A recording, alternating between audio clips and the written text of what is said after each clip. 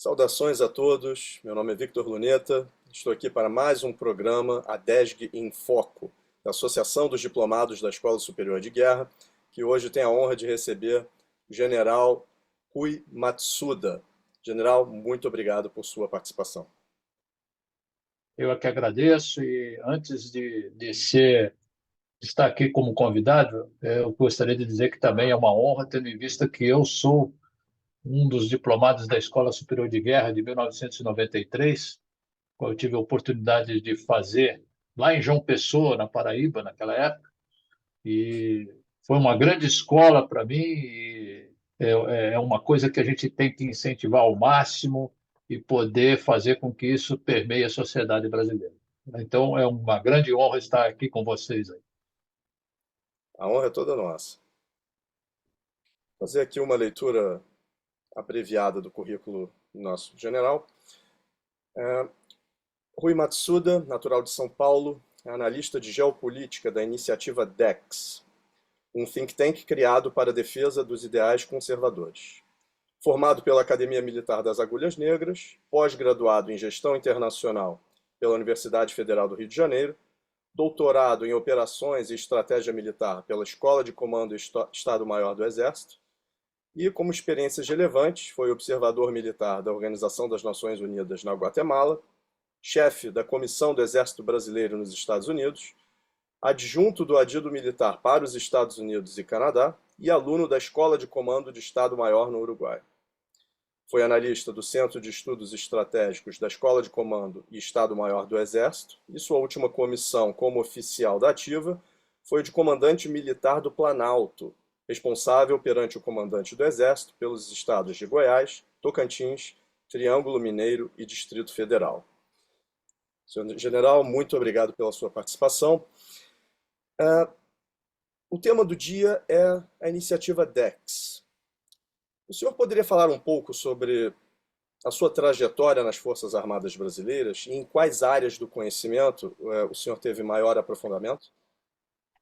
Perfeito, Peter. A gente, como oficial das Forças Armadas, a gente tem essa oportunidade de permear diversas áreas de atuação, né? E isso é incentivado nas Forças Armadas. Quanto mais a gente tem essa experiência nos quatro cantos do Brasil, vamos dizer assim, e tem essa possibilidade de atuar em diversos campos e áreas do conhecimento, isso é valorizado e incorre em mérito para que a gente possa ser até promovido. Então, eu me sinto até gratificado por ter conseguido percorrer praticamente todos os comandos militares de área, ou seja, os quatro cantos do Brasil, e poder ter trabalhado também na área operacional, administrativa e principalmente de ensino. O Exército ele valoriza muito essa possibilidade de nós estarmos na área de ensino, tá? De formar novos oficiais.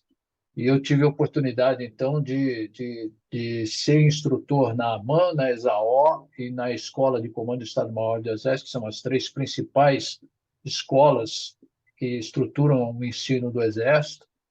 Tive a oportunidade, como foi visto aí no currículo, de ser aluno da Escola de Comando do Estado-Maior do Uruguai também, fazer um curso no Canadá de idiomas e, bom, como experiências que eu achei que são bem relevantes, foi a minha passagem pela Amazônia, que é muito valorizada também pelo Exército, né? Essa vivência na Amazônia, ter a oportunidade de fazer o curso de Guerra na Selva, que é um desafio para todos nós, e também ter tido a oportunidade de comandar a Comissão do Exército Brasileiro em Washington, nos Estados Unidos, por 2 anos, que é uma função onde você aprende muito e também está em contato com os oficiais do mundo inteiro, porque lá realmente nos Estados Unidos, não só pela presença dos oficiais norte-americanos que você tem essa possibilidade de conviver, mas também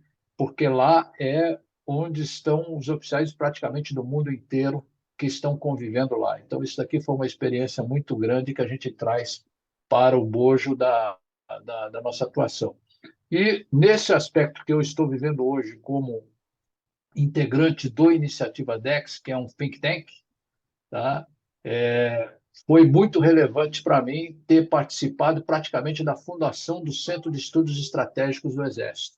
O Centro de Estudos Estratégicos do Exército iniciou a sua caminhada em 2001 e inicialmente ele foi criado dentro da Escola de Comando do Estado-Maior do Exército. Depois é que se transferiu para o QG do Exército aqui em Brasília.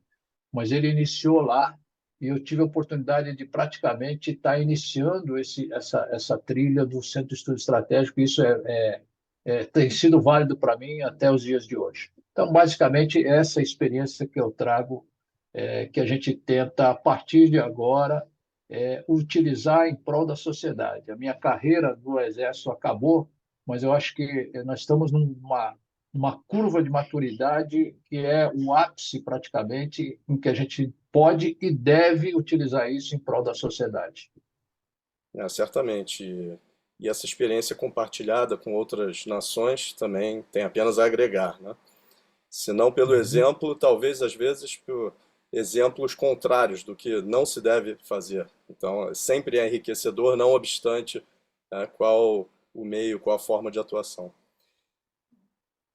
Família, educação formal, civismo e ordem legal. Esses são os postulados defendidos hoje por um novo grupo em formação. O senhor poderia nos dar uma explanação introdutória sobre o Instituto DEX para quem não o conhece ainda? Perfeito. Então, dentro dessa trilha que nós estamos falando, vamos lá. Quando eu estive nos Estados Unidos, eu tive a oportunidade de conviver, de compartilhar a minha amizade com algumas pessoas que já faziam parte de um grupo de estudo informal, tá? Que se reunia, e a gente, naquela época, a internet ainda não era tão difundida assim, mas mesmo assim a gente conseguia se reunir e discutir assuntos quase como um hobby, que era de construir, vamos dizer assim, cenários projetivos e prospectivos, ou seja, tentar entender como está funcionando o mundo, como vai funcionar o mundo dentro do futuro. Isso era um hobby para nós. Tá? E dentro desse grupo tinham pessoas, não eram oficiais, eram muito civis também, que faziam parte de institutos, de think tanks famosos no mundo inteiro. Então, tinha gente do National Defense University, tinha gente do Instituto de Estudo, gente do Instituto de Estudos Estratégicos de Londres e assim por diante. Bom, e a partir de. Então, desde aquela época, lá, 2011, 2010, 2011, que eu tenho contato com eles e a gente faz costumeiramente isso como um hobby. Ocorre que a gente vem vendo uma degradação do que a gente chama da civilização ocidental passo a passo. Isso já existia já nos anos 2010, mas a gente vê um acentuar dessa tendência no mundo ocidental. E chegamos à conclusão que a gente precisava sair da situação de hobby e fazer com que isso tivesse algum sentido prático. Porque a gente não pode ficar observando essa degradação dessa nossa sociedade, tá? Que essencialmente é uma sociedade de origem judaico-cristã, tá? Vendo essa degradação e não fazer nada. Tá? Então, conversando lá e cá com diferentes iniciativas no mundo inteiro, aqui no Brasil, nós tomamos a decisão de criar um instituto para fazer com que lutássemos contra essa tendência mundial, tá? Principalmente ocidental, vamos dizer assim. Foi aí que nasceu a Iniciativa DEX, tá? Justamente para se contrapor a essa tendência de degradação da sociedade ocidental, que não é casual, tá? E ela é, de certa forma, provocada, planejada, instrumentalizada para ocorrer, tendo em vista que há interesses por parte de grupos de poder de criar uma nova ordem mundial, e a qual nós chamamos nem de nova ordem mundial, porque nova ordem mundial já é um termo consagrado, vamos dizer assim, e a qual nós estamos chamando, então, de novíssima ordem mundial, onde o centro de gravidade, vamos dizer assim, dessa novíssima ordem mundial é impor uma nova estrutura de poder, tá? Que, de certa forma, onde, de certa forma, não cabe esse modelo de sociedade judaico-cristã. Então, é dentro desse contexto que surge o Iniciativa DEX.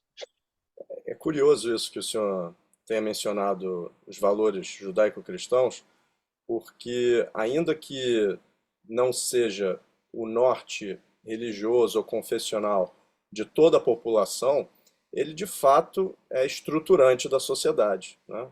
Principalmente do Brasil, onde vivemos. E aí esses valores, tanto os valores judaico-cristãos per se, como os valores morais atrelados e o nacionalismo, são elementos que vêm sendo corroídos de fato, e nós observamos como que um padrão, numa tentativa de retirá-los, de destituí-los do seu, né, status dominante. Especificamente sobre essa questão, e talvez entrando um pouco mais de detalhe, qual a sua visão sobre isso e por qual motivo nós devemos impedir a diluição e perda desses valores em particular? Perfeito. E me permita até dizer que você foi exatamente na ferida, Victor, porque quando a gente está falando de valores judaico-cristãos, nós não estamos nos referindo à religião propriamente dita, tá? E eu sou o maior exemplo disso porque a minha origem é do Japão, tá? Onde a minha origem familiar é shintoísta, tá? E eu, de certa forma, não sou nem cristão, nem nada, mas respeito muito, aprendi, nasci num país cristão, tá? E entendo exatamente a importância disso, mesmo sem professar a religião judaico-cristã, tá? Mas é importante que a gente entenda que essa sociedade construída por sobre os valores judaico-cristãos tem como centro a ética, tem como centro a família, tem como centro o respeito aos valores para a convivência da sociedade. O respeito ao ser humano, tudo isso daí está no bojo dos valores da sociedade judaico-cristã, e a gente precisa entender que essa sociedade funciona dentro dessa lógica. Você destruir, desconstruir essa lógica, significa você jogar por terra um modelo de convivência pacífica, ordeira, tá? E baseada nos valores éticos. Tá? Quando você fala que é contrário, que você não aceita essa corrupção, você está se remetendo a esse tipo de sociedade. É uma sociedade judaico-cristã. Então, a gente tem que entender muito bem que, ao você flexibilizar determinados valores, como, por exemplo, os valores da família, a desconstrução da família, você não está simplesmente só deixando de lado a convivência familiar, você está contribuindo para a desconstrução de um modelo da sociedade. Isso lá e cá, e por doses homeopáticas, continuamente sendo feito, estão levando justamente à substituição de um modelo de sociedade que é milenário. Tá? E a nossa conclusão é que o ser humano, tá, muitas vezes, talvez, ache que isso daí, essa flexibilização, é uma coisa até saudável, que não vai trazer tantos prejuízos para a sociedade, mas a nossa conclusão é que a sociedade ela não foi feita para conviver sem essas regras de convivência. Você abrir mão dessas regras de convivência é você estar contribuindo para uma anarquia social, que é muito bacana quando você não é atacado por essas vertentes. Mas no instante em que você começa a sofrer disso daí, tá? Você começa a ver quão importante é ter essas regras de convivência. Abrir mão delas mais ou menos como você está dentro de um estado totalmente anárquico, onde tudo pode. Você também pode, mas o outro também tem condições de fazer aquilo que você não quer. Exatamente. E se o senhor me permite, é mais ou menos uma confusão semântica entre libertinagem e liberdade, né? Perfeito. Entre autoritarismo e autoridade, né? Onde os primeiros são indesejáveis, mas os segundos são essenciais, né? E justamente atacam-se as bases dessa essencialidade que constrói a nossa sociedade, principalmente aqui no Brasil, né? Que sempre nós prezamos muito por essa liberdade e essa capacidade de diálogo e de entendimento e de interconexão dos povos e um caldeirão de culturas. O Brasil ele sempre esteve parametrizado pelos valores supracitados, né, que o senhor falou. Em qual momento o senhor entende que esse norte começou a ser perdido? Para falar a verdade, isso já tem pelo menos 100 anos de início disso daí, tá? Então, a gente tem que ter um parâmetro, uma referência para isso, e a gente pega como referência lá para os anos, no início do século passado, tá? Quando a corrente progressista começa a ganhar força com a Escola de Frankfurt, com o gramicismo, tá? Quase que como um contraponto em relação ao comunismo, porque o comunismo ele pregava uma revolução violenta, a tomada do poder violentamente através de uma revolução do proletariado. Essa escola progressista que surge com a Escola de Frankfurt e tudo, da guerra cultural, eles falam o seguinte: olha, o comunismo, com essa revolução violenta, ele pode até tomar o poder, mas provavelmente não vai conseguir manter o poder, porque a elite, o poder da elite que está aí, é muito mais forte do que essa capacidade de vocês de quererem manter o poder. É preciso, antes de tomar o poder de forma definitiva, de conquistar o poder de forma definitiva, e dilapidando os pilares do poder da elite. Tá? Então, passo a passo, é necessário que você vá derrubando esses pilares, minando os pilares de poder da elite. Quando esses pilares estiverem corroídos, aí sim é a hora de nós tomarmos o poder e, a partir daí, será uma tomada definitiva. Então, isso começa lá nos anos 20 do século passado, com o progressismo. Tá? E aí ele fala: quais são esses pilares do poder que precisam ser derrubados? São aqueles que fazem com que a cultura da elite seja transmitida ano a ano para as gerações futuras. Nós precisamos quebrar essa possibilidade, essa capacidade de a elite transferir para as gerações futuras o seu modo de pensar e de agir. E quais são essas instituições que fazem isso? Escolas, família, igreja, Forças Armadas. Essas quatro, principalmente, têm a capacidade, têm a organização e têm a possibilidade de transmitir para gerações futuras o seu legado. Então, é preciso quebrar esses pilares do poder. Como é que você, então, quebra o poder da família? Ela é baseada numa estrutura de hierarquia e de disciplina. Então, é preciso fazer com que você quebre essa hierarquia e quebre essa disciplina da família, onde os pais passam o seu legado para os filhos e os filhos para os netos. Então, você precisa quebrar essa lógica. Como é que você faz isso? Comece a desautorizar os pais. Comece a dar autoridade para os filhos. Os filhos têm que questionar os pais. Os filhos têm que. Nós precisamos começar a desautorizar os pais.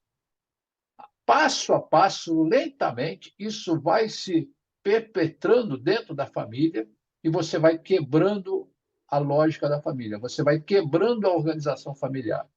Na escola, comece a jogar os alunos contra os professores. Na igreja, jogue os fiéis contra os padres. Questione a Bíblia. A Bíblia não pode ser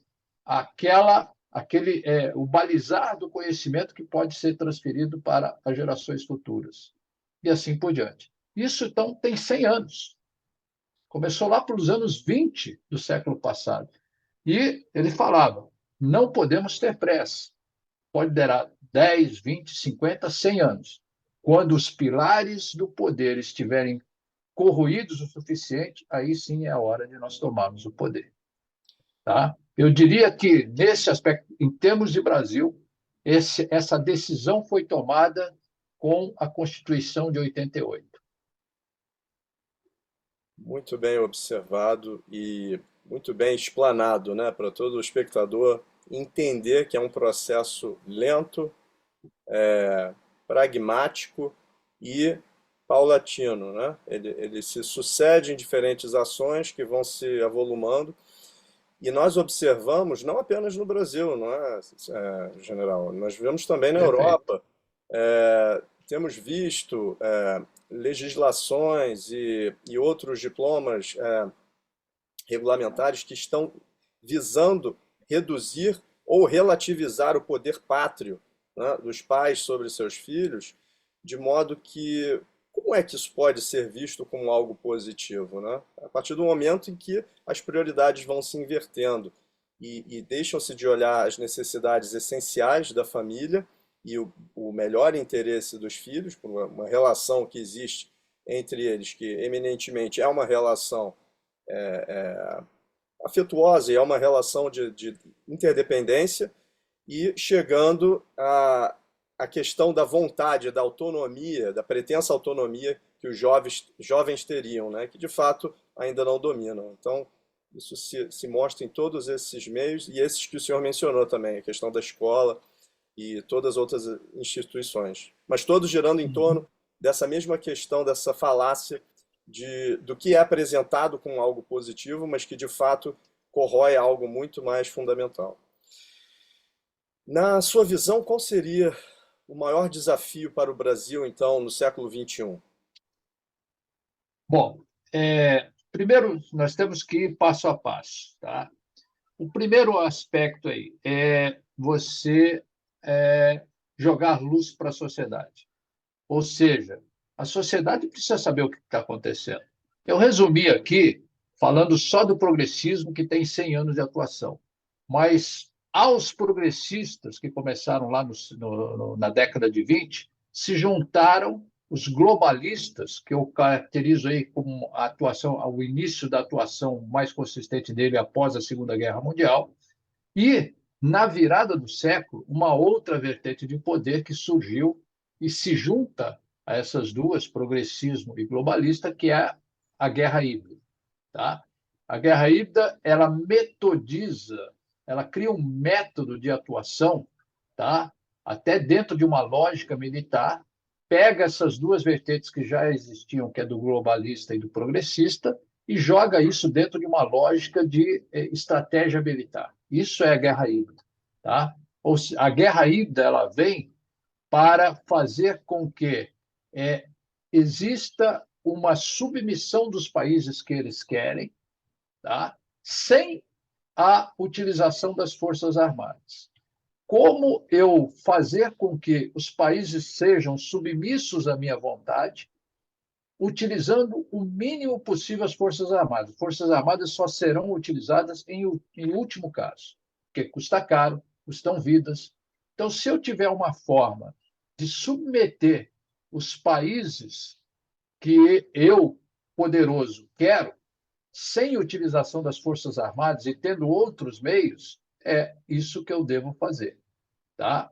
Então, isso, você entra para o século XXI com essas três vertentes de poder atuando de forma a desconstruir essa sociedade, essa civilização ocidental. Cada um deles, progressistas, globalistas e estrategistas da guerra híbrida, tem seus próprios interesses. Mas eles entram para o século XXI convergindo porque eles têm interesses em comuns. A despeito de cada um ter seus próprios interesses, existem interesses em comuns. Os progressistas, porque querem a substituição da ordem pelo proletariado, vamos dizer assim, aquele proletariado de lá de trás, que muda de nome, trabalhadores e assim por diante, mas é isso. Os globalistas, porque eles querem a substituição da nova ordem mundial por uma novíssima ordem mundial, onde, ao substituir essa estrutura de poder, essas pessoas que estão à frente do globalismo, logicamente, é que vão jogar, que vão deter as cartas para impor a sua ordem. E isso daqui não tem nada a ver com proletariado, pelo contrário, são pessoas da elite, vamos dizer assim, que dominam essa estrutura de poder, como BlackRock, como Fundação Gates, como Open Society. Não tem nada de pobre nessa história. Tá? É simplesmente jogo de poderosos. E os estrategistas da guerra híbrida, em nome de países poderosos, vamos dizer assim, de uma forma bem genérica, aqui para todo mundo entender, primeiro mundo, tá? Fazem o uso dessa estratégia militar, tá?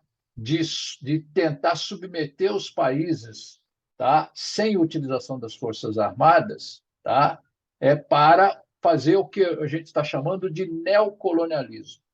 No passado, para você colonizar o país, você invadia esse país com o uso das forças armadas e impunha o seu poder pela força, por uma ocupação física. Agora não. Essa ocupação é uma ocupação virtual, tá? Sem uso das forças armadas. Você usa a dimensão informacional para atuar nos campos político, social, econômico, para desmontar a estrutura do país. Você desestrutura a sociedade, porque uma sociedade desestruturada, ela não reage, ela é submissa. Então, se o poder político desse país não funciona, tá? Se o poder político está permeado de corruptos, se as escolas não funcionam, se a família é desestruturada, tá? Essa sociedade ela não reage às necessidades de, entre aspas, invasão, agora só que é uma invasão virtual. Tá? Por quê? Porque esses países, vamos dizer assim, do bloco do primeiro mundo, são chamados países hoje da era do conhecimento. Tá? Eles produzem, geram conhecimentos, tá? E os outros países onde nós fazemos parte precisam simplesmente serem produtores de commodities, tá? Fornecedores de mão de obra barata, tá? Para esses países do conhecimento. Quanto mais desestruturada for a sociedade desses países, melhor para eles, porque esses países nunca vão ter condições de entrar para o clube dos países do conhecimento e vão continuar sendo eternos produtores de commodities e fornecedores de mão de obra barata, que é o que eles precisam. Então, essa lógica é que precisa ser entendida pela sociedade. Se a sociedade não entender isso, vai achar que isso daqui é uma coisa mais normal. Tá? Vai achar que essa confusão, essa desestruturação da sociedade, essa atuação contra a família, os políticos corruptos são coisas internas nossas. Mas, na realidade, tudo isso daqui tem um caráter que vem de fora para dentro que a gente precisa entender. Por isso que a gente começa a ver que isso daqui não é um fenômeno brasileiro. Isso é um fenômeno da sociedade ocidental. Perfeito. Esse é o primeiro passo, desculpe. Esse é o primeiro passo, ou seja, você precisa jogar a luz na sociedade para ela entender. Segundo passo, depois que eles tiverem essa percepção, nós precisamos organizar a sociedade. Uma sociedade desorganizada não reage. Tá? Eu costumo dizer, se você quiser entender qual é a nossa situação, basta ver o 8 de janeiro. Tá? O que é o 8 de janeiro? Muita gente querendo fazer alguma coisa, tá? Querendo resolver, querendo mudar o status quo, mudar a situação, mas sem organização nenhuma, tá? Sem liderança nenhuma, sem planejamento nenhum. é a síndrome da sociedade totalmente desorganizada. Esse é o sintoma típico do que a gente está precisando. Perfeito. E tudo que o senhor falou é tão complexo que essas três vertentes que foram mencionadas, muitas vezes, talvez, e aí eu peço que o senhor comente a respeito, se isso de fato é uma realidade, podem acabar se influenciando mutuamente e seus métodos acabam sendo utilizados por cada uma dessas três vertentes. Então, nós temos a influência dessa praticamente guerra de todos contra todos em todos esses três pilares, né? Onde agora as instituições são utilizadas como armas, né? Muito se fala em lawfare, muito se fala em utilização das organizações da sociedade civil, mas de fato isso acontece para diversos focos de interesse, para diversos, né, controladores desse poder. E isso acaba ficando um pouco perdido, justamente em face da complexidade desse assunto. Foi muito esclarecedor, né, o seu discurso. Gostaria que tivéssemos mais tempo para podermos trabalhar em cima desse tema, porém, infelizmente, vem chegando nosso tempo. Queria agradecer a sua participação e indagar se o senhor gostaria de realizar considerações finais. Não, eu aqui agradeço aí pela possibilidade de participação, Vitor, e gostaria de levar aí os agradecimentos também, se possível, para o Coronel Celente. É um grande amigo, apoiador nosso, estamos trabalhando juntos, e porque as nossas causas, os nossos objetivos são comuns, né? E a gente precisa realmente fazer com que esse conhecimento chegue até a ponta da sociedade, para que toda a população, toda a nossa sociedade saiba o perigo que nós estamos correndo, tá? E nós não podemos abrir mão desse modelo de sociedade que nós temos, que é o modelo judaico-cristão, que nós só somos o que somos hoje por causa desse modelo, tá? Por causa desses valores que permeiam essa sociedade. Abrir mão disso será abrir mão do Brasil em última instância, e nós não podemos fazer isso. Então, gostaria de agradecer a oportunidade de estar podendo estar junto com vocês e levar esse esclarecimento para a sociedade. Esse é justamente um dos objetivos do Iniciativa DEX, que é o primeiro passo, que é de esclarecer a sociedade. Quando nós tivermos uma quantidade razoável da sociedade sabendo disso, nós poderemos começar, sim, a reagir a essa situação de uma forma organizada, de uma forma planejada, sabendo o que nós estamos fazendo. Perfeito, general. Muito obrigado mais uma vez. Ficamos honrados com a sua presença e com o conhecimento partilhado conosco. A Associação dos Diplomados da Escola Superior de Guerra é uma entidade que, sem fins lucrativos, visa trazer todo o conhecimento que é preparado pela doutrina da Escola Superior de Guerra, que, como diz o seu lema na fachada, na URCA, do Rio de Janeiro, nesta casa estuda-se o Brasil. Portanto, assuntos relacionados à segurança, à defesa e temas correlatos à cidadania são exaustivamente debatidos com diversas autoridades da sociedade para que os brasileiros possam ter acesso a esse conhecimento e, como bem asseverado pelo general Matsuda, possam ser compreendidos e algo possa ser feito a respeito. Agradeço a participação do general, agradeço a você, espectador, e acesse o nosso site www.adesg.org.br. Boa noite. Boa noite.